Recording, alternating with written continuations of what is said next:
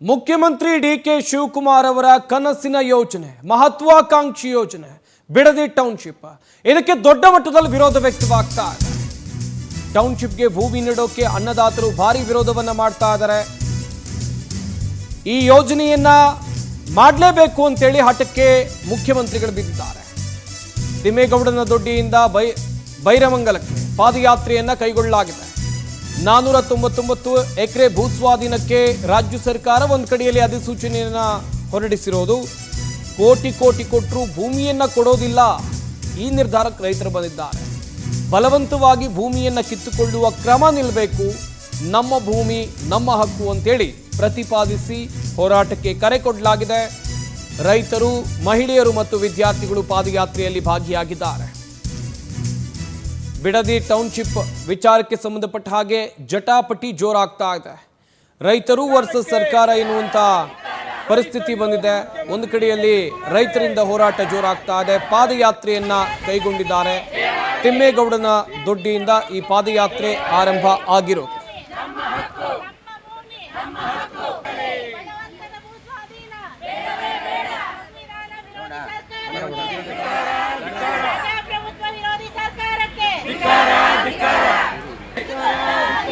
ರೈತ ವಿರೋಧಿ ಸರ್ಕಾರಕ್ಕೆ ನಮ್ಮ ಭೂಮಿ ಹೋರಾಟ, ರೈತ ಮಕ್ಕಳಿಗೆ ಎಲ್ಲಿಯ ತನಕ ಹೋರಾಟ, ರೈತ ಹೋರಾಟಗಾರರಿಗೆ ಪ್ರೊಫೆಸರ್ ಎಂ ಡಿ ನಂಜುಂಡಸ್ವಾಮಿರವರಿಗೆ ನಾನೊಬ್ಬ ರೈತ ಮಹಿಳೆಯಾಗಿ ಈ ಭೂಮಿ 10 ಕುಂಟೆ 20 ಕುಂಟೆ ಇರುವಂತ ರೈತರು ಇಂಪಾರ್ಟೆಂಟು. ನೀವು 1000 ಎಕರೆ 100 ಎಕರೆ ಇಟ್ಟಿರೋರು ಬಿಡಿ, ನಮ್ಮ 10 ಕುಂಟೆ 20 ಕುಂಟೆ 1 ಎಕರೆ ಇರುವಂತ ರೈತರುಗಳು ಅಂತರ್ಪಿಚಾತಿಗಳು ಆಗ್ಬೇಕಾಯ್ತದೆ. ನೀವು ಆ ಭೂಮಿ ಕಿತ್ಕೊಂಡು ನೀವು 2 ಕೋಟಿ ಕೊಟ್ರು ನಮ್ಮ ಜೀವನ ಮಾಡೋಕ್ಕಾಗೋದಿಲ್ಲ. ನಮ್ಮ ಮಕ್ಕಳು ಜೀವನ ಮಾಡೋಕ್ಕಾಗಲ್ಲ. ದುಡ್ಡೇನು ಒಂದು ತಿಂಗಳಲ್ಲಿ ತೀರೋಯ್ತದೆ.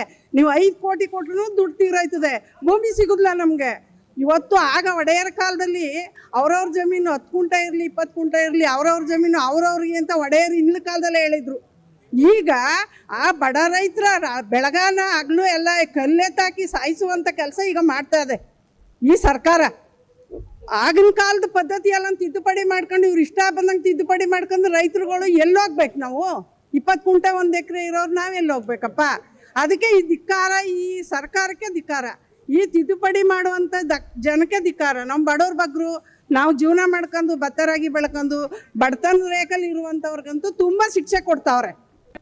ಏನು ಬೈರಮಂಗಲದಲ್ಲಿ ರೈತರು ಏನು ಕಂಚಕನಹಳ್ಳಿ ರೈತರು ಏನು ಇವತ್ತು ಪ್ರತಿಭಟನೆ ಮಾಡ್ತಾ ಇದ್ದಾರೆ. ಸುಮಾರು 460 ದಿನಗಳಿಂದ ಈ ರೈತರ ಹೋರಾಟಕ್ಕೆ ಬೆಂಬಲಿಸಿ ಜನವಾದಿ ಮಹಿಳಾ ಸಂಘಟನೆ ರಾಜ್ಯ ಸಮಿತಿ ಇವತ್ತು ಕಾಲ್ನಡಿಗೆ ಜಾಥಾ ಮಾಡೋದ್ರ ಮುಖಾಂತರ ಹೋರಾಟವನ್ನು ಬೆಂಬಲಿಸ್ತಾ ಇದ್ದೀವಿ. ಪ್ರಮುಖವಾಗಿ ಕೃಷಿಗೆ ಫಲವತ್ತಾದಂಥ ಭೂಮಿಯನ್ನು ಇವತ್ತು ಈ ಕಾರ್ಪೊರೇಟ್ ಕುಳಗಳಿಗೆ ದೊಡ್ಡ ಒಂದು ಬಂಡವಾಳಗಾರರಿಗೆ ಇವತ್ತು ದೊಡ್ಡ ಮಹಲ್ಗಳನ್ನು ಕಟ್ಟಲಿಕ್ಕೆ ಇವತ್ತು ಕೃಷಿ ಭೂಮಿಯನ್ನು ಇವತ್ತು ಕೊಡ್ತಾ ಇರ್ತಕ್ಕಂಥ ರಾಜ್ಯ ಸರ್ಕಾರಕ್ಕೆ ಇವತ್ತು ರಾಜ್ಯ ಸರ್ಕಾರ ನೀತಿಯನ್ನು ಖಂಡಿಸಿ ಇವತ್ತು ಪ್ರತಿಭಟನೆಯನ್ನು ನಡೆಸ್ತಾ ಇದ್ದೀವಿ. ಪ್ರಮುಖವಾಗಿ ನಾವು ಪ್ರಶ್ನೆ ಮಾಡ್ತಾ ಇದ್ದೀವಿ, ರಾಜ್ಯ ಸರ್ಕಾರ ಇವತ್ತು ಡಿ.ಕೆ. ಶಿವಕುಮಾರ್ ಅವರು ಮುಖ್ಯಮಂತ್ರಿ ಆಗಿದ್ದಾರೆ.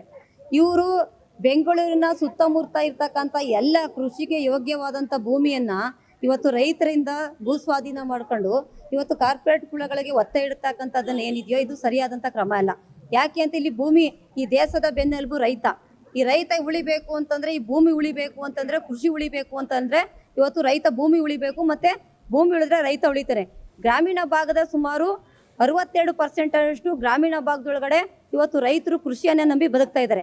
ಆದರೆ ಪ್ರಮುಖವಾಗಿ ಮಹಿಳೆಯರು ಗ್ರಾಮೀಣ ಭಾಗದಲ್ಲಿ ಸುಮಾರು 80% ಮಹಿಳೆಯರು ಇವತ್ತು ಹೈನುಗಾರಿಕೆಯಲ್ಲಿ ಕೃಷಿನಲ್ಲಿ ತೊಡಗಿಸ್ಕೊಂಡಿರ್ತಕ್ಕಂಥದ್ದು, ಅತಿ ಹೆಚ್ಚು ಉದ್ಯೋಗವನ್ನು ಸೃಷ್ಟಿ ಮಾಡ್ತಾ ಇರ್ತಕ್ಕಂಥದ್ದು ಇವತ್ತು ಕೃಷಿ ಕೆಲಸದಲ್ಲಿ ಮಹಿಳೆಯರು ತೊಡಗಿದ್ದಾರೆ. ಇವತ್ತೇನು ರೈತರಿಂದ ದೊಡ್ಡ ಮಟ್ಟದ ಹೋರಾಟ ನಡೀತಾ ಇದೆ. ರೈತರ ಪಾದಯಾತ್ರೆ ಬಗ್ಗೆ ನಮ್ಮ ರಾಮನಗರ ಪ್ರತಿನಿಧಿ ಪ್ರವೀಣ್ ಪ್ರತ್ಯಕ್ಷ ವರದಿಯನ್ನು ಕೊಟ್ಟಿದ್ದಾರೆ, ಬನ್ನಿ ನೋಡೋಣ. ಟೌನ್ಶಿಪ್ಗೆ ಅಂತಿಮ ಅಧಿಸೂಚನೆ ಬೆನ್ನಲ್ಲೇ ರೈತರ ಹೋರಾಟದ ಕಿಚ್ಚು ಹೆಚ್ಚಾಗಿರುವಂಥದ್ದು. ಯಾವುದೇ ಕಾರಣಕ್ಕೂ ನಾವು ಭೂಮಿಯನ್ನು ಕೊಡೋದಿಲ್ಲ ಅಂತೇಳಿ ರೈತರು ಪ್ರತಿಭಟನೆಯನ್ನು ನಡೆಸ್ತಾ ಇರುವಂಥದ್ದು. ಸರ್ಕಾರ ಬಲವಂತವಾಗಿ ನಮ್ಮ ಭೂಮಿಯನ್ನು ಕಿತ್ಕೊಳ್ಳಿಕ್ಕೆ ಪ್ರಯತ್ನ ಪಡ್ತಿದೆ. ಅದಕ್ಕೆ ನಾವು ಅವಕಾಶವನ್ನು ಕೊಡೋದಿಲ್ಲ ಅಂತೇಳಿ ರೈತರು ಹೋರಾಟವನ್ನು ಮುಂದುವರಿಸಿರುವಂಥದ್ದು. ಅದರ ಭಾಗವಾಗಿ ಇವತ್ತು ಮಹಿಳಾ ಸಂಘಟನೆಯವರು ರೈತರ ಹೋರಾಟಕ್ಕೆ ಬೆಂಬಲವನ್ನು ಕೊಟ್ಟಿರುವಂಥದ್ದು. ತಿಮ್ಮೇಗೌಡನದೊಡ್ಡಿ ಗ್ರಾಮದಿಂದ ಬೈರಮಂಗಲ ಗ್ರಾಮದವರೆಗೂ ಕೂಡ ಕಾಲ್ನಡೆಗೆ ಜಾಥಾವನ್ನು ಮಾಡೋದ್ರ ಮುಖಾಂತರ ಪ್ರತಿಭಟನೆ ಮಾಡಿಸ್ತಾ ಇದ್ದಾರೆ. ಸದ್ಯ ನೀವು ಕೂಡ ದೃಶ್ಯಗಳನ್ನು ನೋಡ್ಬೋದು. ತಿಮ್ಮೇಗೌಡನದೊಡ್ಡಿ ಗ್ರಾಮದಿಂದ ಬೈರಮಂಗಲ ಗ್ರಾಮದವರೆಗೂ ಕೂಡ ಪ್ರತಿಭಟನೆಯನ್ನು ನಡೆಸ್ತಾ ಇರುವಂಥದ್ದು. ಯಾವುದೇ ಕಾರಣಕ್ಕೂ ನಾವು ಭೂಮಿಯನ್ನು ಕೊಡೋದಿಲ್ಲ. ಹಾಗಾಗಿ ಸರ್ಕಾರ ಈ ಯೋಜನೆಯನ್ನು ಕೈ ಬಿಡಬೇಕು ಅಂತೇಳಿ ಸರ್ಕಾರದ ವಿರುದ್ಧ ಘೋಷಣೆಯನ್ನು ಕೂಗಿ ತಮ್ಮ ಆಕ್ರೋಶವನ್ನು ವ್ಯಕ್ತಪಡಿಸ್ತಾ ಇರುವಂಥದ್ದು. ಬೈರಮಂಗಲ ಗ್ರಾಮದವರು ಕೂಡ ಕಾಲ್ನಡಿಗೆ ಜಾಥಾ ಮಹಿಳಾ ಸಂಘಟನೆಗಳು ಬೆಂಬಲ ಕೊಟ್ಟಿರುವಂಥದ್ದು. ಯಾವುದೇ ಕಾರಣಕ್ಕೂ ನಾವು ಭೂಮಿಯನ್ನು ಕೊಡೋದಿಲ್ಲ, ಭೂ ಸ್ವಾಧೀನವನ್ನು ಮಾಡಲಿಕ್ಕೆ ಅವಕಾಶವನ್ನು ಕೊಡೋದಿಲ್ಲ ಅಂತೇಳಿ ರೈತರು ತಮ್ಮ ಆಕ್ರೋಶವನ್ನು ವ್ಯಕ್ತಪಡಿಸ್ತಾ ಇರುವಂಥದ್ದು. ಸರ್ಕಾರದ ವಿರುದ್ಧ ಘೋಷಣೆಯನ್ನು ಕೂಗಿ ತಮ್ಮ ಆಕ್ರೋಶವನ್ನು ವ್ಯಕ್ತಪಡಿಸ್ತಾ ಇರುವಂಥದ್ದು. ಸದ್ಯ ನಮ್ಮ ಜೊತೆ ಒಂದಷ್ಟು ರೈತರು ಇದ್ದಾರೆ, ಅವ್ರನ್ನೂ ಕೂಡ ಮಾತಾಡಿಸುವಂಥ ಕೆಲಸ ಮಾಡೋಣ. ಮೇಡಮ್, ಇವತ್ತು ರೈತರು ಹೋರಾಟ ಮಾಡ್ತಾ ಇದ್ದಾರೆ, ನೀವು ಮಹಿಳಾ ಸಂಘಟನೆಯವರು ಬೆಂಬಲ ಕೊಟ್ಟಿದ್ರೆ, ಕಾಲ್ನಡಿಗೆ ಜಾಥಾ ಮಾಡ್ತಿದ್ದೀರಾ, ಏನು ಹೇಳ್ತೀರಿ ಮೇಡಮ್? ಸರ್, ಈಗಾಗಲೇ ರೈತರು ಸುಮಾರು 1.5 ವರ್ಷಗಳಿಂದ ನಿರಂತರವಾಗಿ ಹೋರಾಟ ಮಾಡ್ತಾ ಇದ್ದಾರೆ. 460 ದಿನಗಳಿಂದ ಹೋರಾಟ ನಡೆಸ್ತಾ ಇರ್ತಕ್ಕಂಥ ರೈತರು ಇವತ್ತು ನಮ್ಮ ಭೂಮಿ ಕೊಡಲ್ಲ ಅಂತ ಹೇಳ್ತಾ ಇದ್ದಾರೆ. ಭೂಮಿ ಕೊಡಲ್ಲ ಅಂತೇಳಿ 80% ರೈತರು ನಮ್ಮ ಭೂಮಿ ನಮ್ಗೆ ಕೊಡೋದಿಲ್ಲ ಅಂತ ಹೇಳಿದ್ಮೇಲೆ ಈಗ ಮತ್ತೆ ಯಾಕೆ ಬಲವಂತದ ಭೂ ಸ್ವಾಧೀನವನ್ನು ರಾಜ್ಯ ಸರ್ಕಾರ ಮಾಡ್ಲಿಕ್ಕೆ ಹೊರಟಿರ್ತಕ್ಕಂಥದ್ದು ಯಾವುದೇ ಕಾರಣಕ್ಕೂ ಇದು ಸಂವಿಧಾನ ವಿರೋಧಿ. ಯಾಕೆ ಅಂತ ಹೇಳಿದ್ರೆ ಇಲ್ಲಿ ಸುಮಾರು ಕಡೆ ಡಿ ಕೆ ಶಿವಕುಮಾರ್ ಮಾತಾಡ್ತಾ ಇದ್ದಾರೆ, ಇಲ್ಲಿ ಬಂಜರು ಭೂಮಿ ಇಲ್ಲೇನು ಬೆಳೆಯಲ್ಲ ಅಂತೇಳಿ. ಇಲ್ಲೆಲ್ಲ ಬೆಳೆದಿರ್ತಕ್ಕಂಥದ್ದು ಏನು ಸರಿ ಇಲ್ಲ, ಬೆಳೆದಿರ್ತಕ್ಕಂಥದ್ದು ಅಂಗೈಯಾಗಲ ಜಾಗನೂ ಸಹ ಕೃಷಿ ಇಲ್ದೇ ಬಂಜರು ಭೂಮಿಯಾಗಿಲ್ಲ. ಇಲ್ಲಿ ಎಲ್ಲ ವಿಭಿನ್ನವಾದಂಥ ಭೂಮಿಯಲ್ಲಿ ಬೆಳೆಗಳನ್ನು ಬೆಳೀತಾ ಇದ್ದಾರೆ.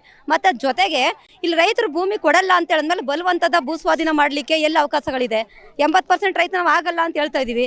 ಮತ್ತು ಕಾರ್ಪೊರೇಟ್ ಕುಳಗಳಿಗೆ ಇಲ್ಲಿ ಬಂದು ಇವತ್ತು ಕೃಷಿಗೆ ಯೋಗ್ಯವಾದಂಥ ಭೂಮಿಯನ್ನು ಕೊಟ್ಟು ಇಲ್ಲಿರ್ತಕ್ಕಂಥ ರೈತ ಮಹಿಳೆಯರು 100ಕ್ಕೆ 80% ಗ್ರಾಮೀಣ ಭಾಗದಲ್ಲಿ ಮಹಿಳೆಯರು ಕೃಷಿಯನ್ನೇ ನಂಬಿ ಬದುಕ್ತಾ ಇದ್ದಾರೆ. ಹೈನುಗಾರಿಕೆ ಇರ್ಬೋದು, ಗದ್ದೆ ಹೊಲ ಗದ್ದೆಗಳಲ್ಲಿ ಕೆಲಸ ಮಾಡ್ತಾ ಇರ್ತಕ್ಕಂಥ ರೈತರು ಅವ್ರನ್ನ ನಂಬಿ ಬದುಕ್ತಾ ಇರುವ ಅವರೆಲ್ಲ ಎಲ್ಲಿಗೆ ಹೋಗಬೇಕು?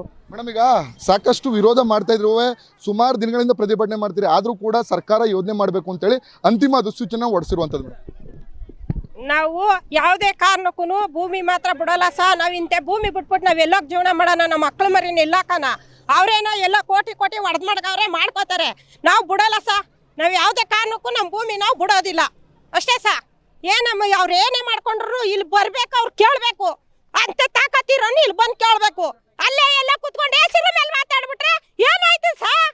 ಇಲ್ಲಿ ಬರ್ಲಿ ಕೇಳಲಿ, ಹೆಣ್ಮಕ್ಳು ಏನು ಕಷ್ಟ ಬೀಳ್ತಾವ್ರೆ ಅಂತ ಮಾತಾಡ್ಲಿ, ನಾವು ಕೇಳ್ತೀವಿ. ಹೌದು ಸರ್, ನಾವು ಯಾವ ಭೂಮಿ ಜೀವ ಬಿಟ್ರು ಭೂಮಿ ಮಾತ್ರ ಕೊಡಲ್ಲ ಸರ್. ಯಾವುದೇ ಕಾರಣಕ್ಕೂ ಭೂಮಿ ಮಾತ್ರ ಕೊಡಲ್ಲ ಸರ್. ಇದಿಷ್ಟು ರೈತರು ಹೇಳ್ತಾ ಇರುವಂಥದ್ದು. ನಾವು ಯಾವುದೇ ಕಾರಣಕ್ಕೂ ಭೂಮಿಯನ್ನು ಕೊಡಲ್ಲ, ಸರ್ಕಾರ ಬಂದು ಇಲ್ಲಿ ಪರಿಶೀಲನೆ ಮಾಡಲಿ, ನಾವು ಬಂಜರು ಭೂಮಿಯಲ್ಲಿ ಬೆಳೆಯನ್ನು ಬೆಳೀತಾ ಇಲ್ಲ, ನಾವು ವ್ಯವಸಾಯವನ್ನು ಮಾಡ್ತಾ ಇದ್ದೀವಿ ಅಂತೇಳಿ ರೈತರು ಹೇಳ್ತಾ ಇರುವಂಥದ್ದು. ರಾಮನಗರದಿಂದ ಪ್ರವೀಣ್